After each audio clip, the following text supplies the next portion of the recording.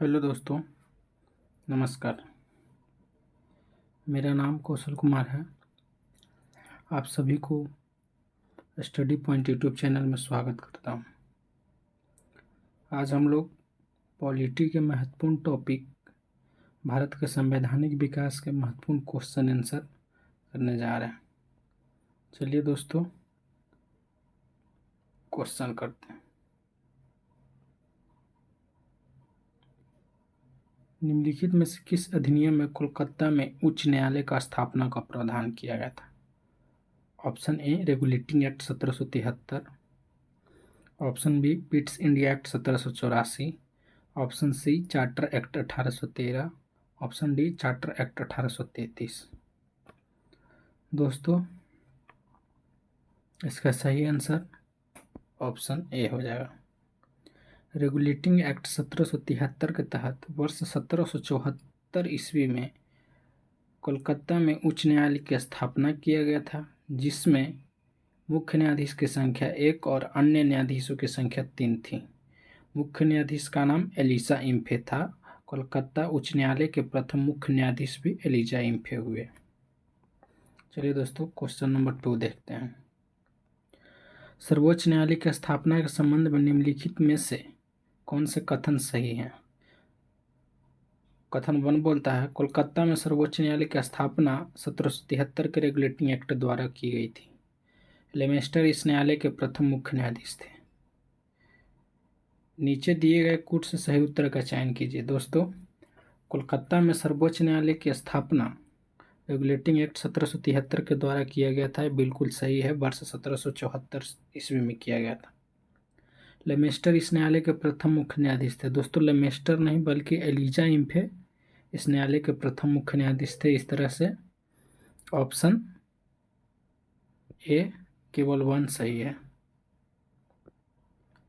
निम्नलिखित में से किनसे भारत में अंग्रेजी शिक्षा की नींव पड़ी? Option A charter act 1813, option B Indian council act 1861, option C Pitt's India act 1784, option D Morley Minto सुधार 1909। दोस्तों, इसका सही आंसर हो जाएगा ऑप्शन ए चार्टर एक्ट 1813। 1813 के चार्टर एक्ट अधिनियम में दोस्तों ऐसा बोला गया था, भारत में शिक्षा के प्रसार के लिए प्रतिवर्ष 1 लाख रुपया खर्च करने का प्रावधान किया गया था चार्टर एक्ट 1813 में। सही आंसर इसका ए हो जाएगा। चलिए दोस्तों, आगे देखते हैं। किस अधिनियम के द्वारा ब्रिटिश संसद ने चाय और चीनी के साथ व्यापार को छोड़कर ईस्ट इंडिया कंपनी के भारत के साथ व्यापारिक एकाधिकार को समाप्त कर दिया था? Option A charter act 1833, option B charter act 1813, option C charter act 1853, option D charter act 1873।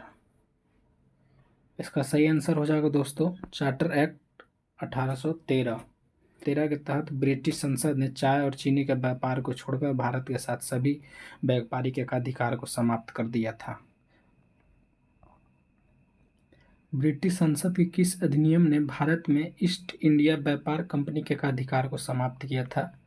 Option A regulating act, option B Pitt's India act, option C charter 1813 का चार्टर एक्ट। इनमें से कोई नहीं। दोस्तों, इसका सही आंसर हो जाएगा ऑप्शन सी। अभी ऊपर बताया कि 1813 के तहत चार्टर एक्ट के तहत चाय और चीनी के व्यापार को छोड़कर सभी व्यापार का एकाधिकार समाप्त कर दिए गए थे।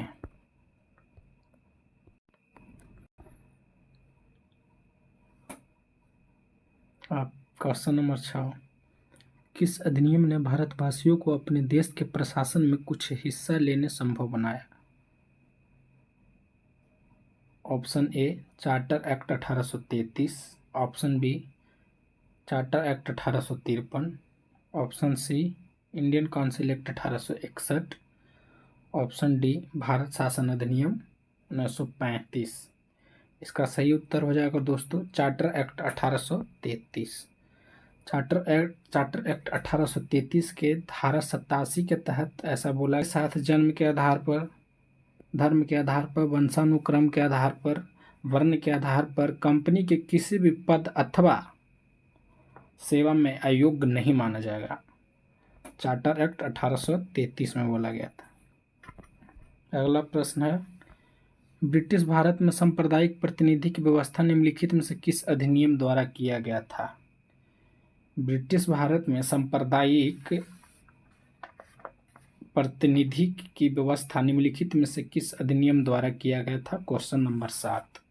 ऑप्शन ए भारत काउंसिल अधिनियम 1892, ऑप्शन बी मार्लो मिंटो सुधार 1909, ऑप्शन सी मॉन्टेगू चेम्सफोर्ड सुधार 1919, ऑप्शन डी भारत शासन अधिनियम 1935। इसका सही आंसर हो जाएगा दोस्तों मार्लो मिंटो सुधार 1919। ऑप्शन बी इसका सही उत्तर हो जाएगा। ब्रिटिश भारत में सांप्रदायिक प्रतिनिधि की व्यवस्था में दोस्तों मुसलमानों के लिए पृथक निर्वाचन मंडल की व्यवस्था की गई थी। तो मार्लो मिंटो सुधार अधिनियम 1909 हो जाएगा। 1909 का अधिनियम संबंधित है, अधीन लिखा गया दोस्तों, यहाँ पे फाउंट मिस्टेक है, यहाँ पे अधिनियम होगा।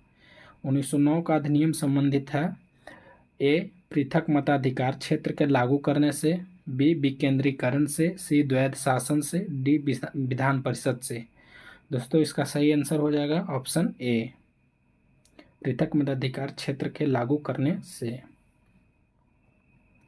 क्वेश्चन नंबर 9, निम्नलिखित में से किस अधिनियम द्वारा भारत में संघीय न्यायालय की स्थापना की गई थी? ऑप्शन ए भारत परिषद अधिनियम 1861, ऑप्शन बी भारत सरकार अधिनियम 1909, ऑप्शन सी भारत सरकार अधिनियम 1919। इनमें से कोई नहीं। दोस्तों इसका सही उत्तर हो जाएगा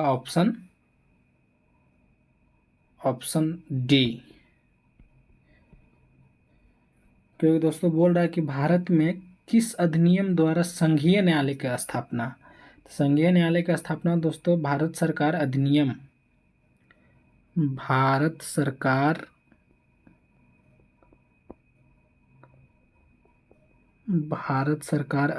1935। भारत सरकार अधिनियम 1935 के द्वारा वर्ष 1937 में संघीय न्यायालय की स्थापना किया गया था। इस तरह से 1937 तो इसमें दिया नहीं दोस्तों, भारत सरकार अधिनियम 1935 भी नहीं दिया है, तो ऑप्शन डी इसका सही आंसर हो जाएगा। भारत का संघीय न्यायालय निम्नलिखित में से किस वर्ष में स्थापित किया गया था? अभी दोस्तों आपको बताया वर्ष 1937। किस अधिनियम के द्वारा पूछे तो भारत सरकार अधिनियम 1935 के तहत।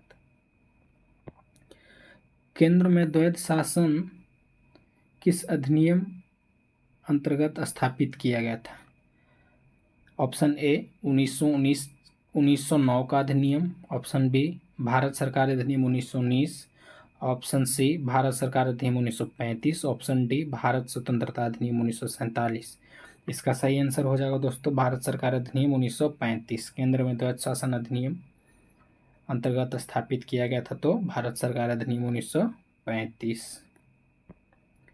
किस अधिनियम के अंतर्गत प्रांतों में द्वैध शासन समाप्त किया गया था?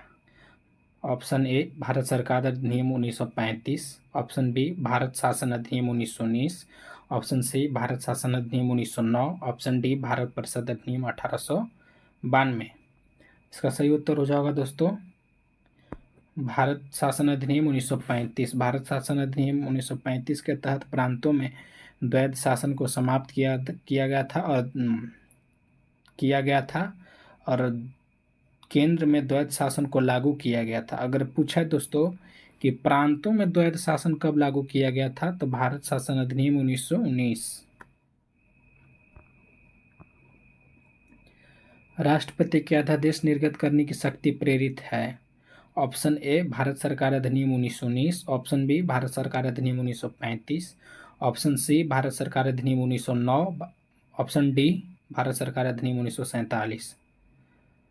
इसका सही उत्तर हो जाएगा दोस्तों भारत सरकार अधिनियम 1935।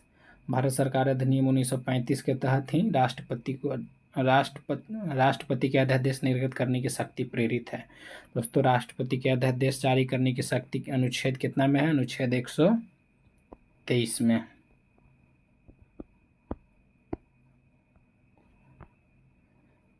निम्नलिखित अधिनियमों में से किस अधिनियम के फलस्वरूप बर्मा भारत से अलग हुआ?